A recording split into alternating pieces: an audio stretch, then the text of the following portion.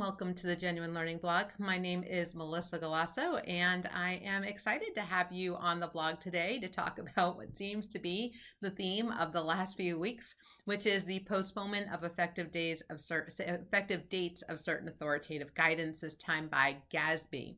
So as you can imagine, GASB issued that statement.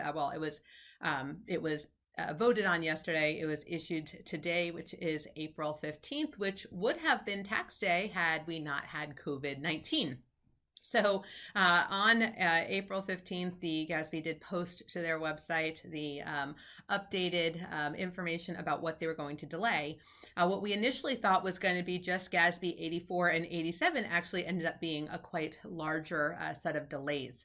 So the comments are due April 30th. Their goal is a really quick turnaround here. They want to get this out in May for those entities who have June 30 year ends.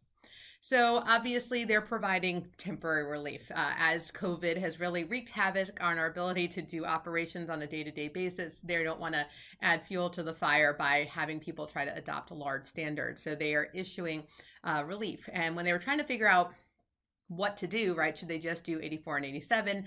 They looked at what was happening out there for governmental entities, and OMB has already issued, and we've talked about this on the blog, some relief for those who receive federal funds. And they basically said if you had not yet filed or submitted for those fiscal years ending through June 30, 2020, they were going to give this delay. And so when they were trying to decide, they kind of looked at what other standard setters were doing, and they concluded that the cutoff was going to be for reporting periods beginning after June 15 of 18 and later up until GASB 93 and Implementation Guide 2019-3. So that's really what they decided. So instead of just doing GASB 84 and 87, as you can see here, it's much larger. So GASB 83, even though some entities have potentially already adopted that, they are now pushing that back to reporting periods beginning after June 15 of 19. Now, if you've already adopted, that's not a big deal. If you haven't adopted, you get some extra time here.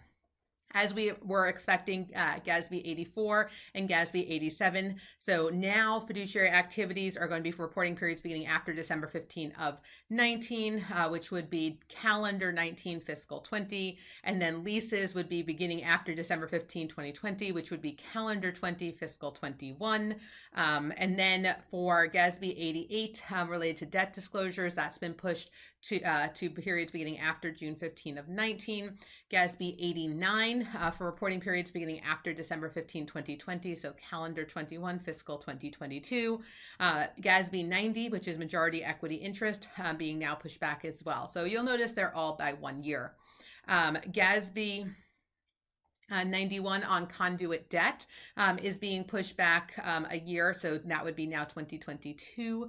And then you'll notice for GASB 92, they had to be a little bit more creative because GASB 92 is an omnibus. And so some is related to leases, some is related to AROs.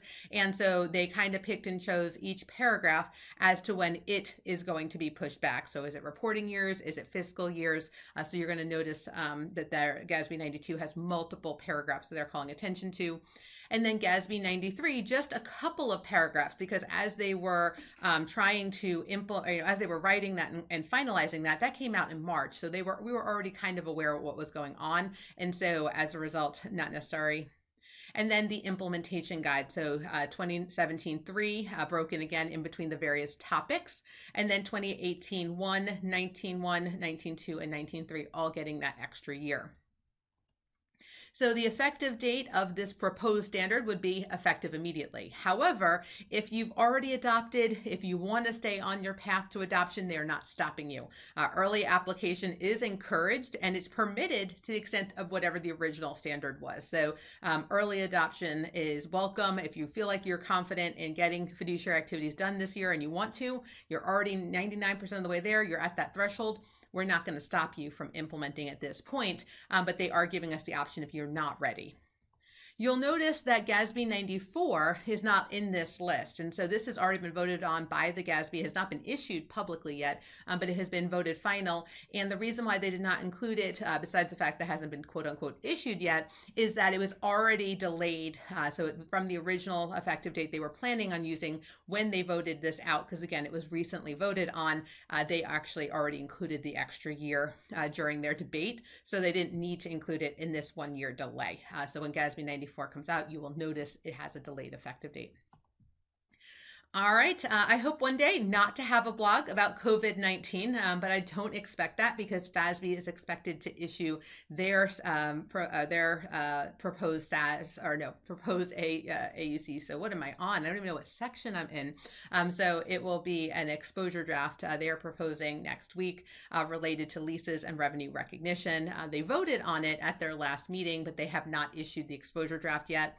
And next week, the AICPA is meeting to potentially delay some of their standards. They're looking at SAS 134 all the way through SAS 140, which is a large undertaking. So we will continue to monitor and keep you up to date on these changes. We appreciate your patience as everything is very fluid and we seem to know what's going to be happening, and then it continues to change. So we hope that you are all healthy and safe, and that is always our first priority. But if you need anything, don't hesitate to reach out.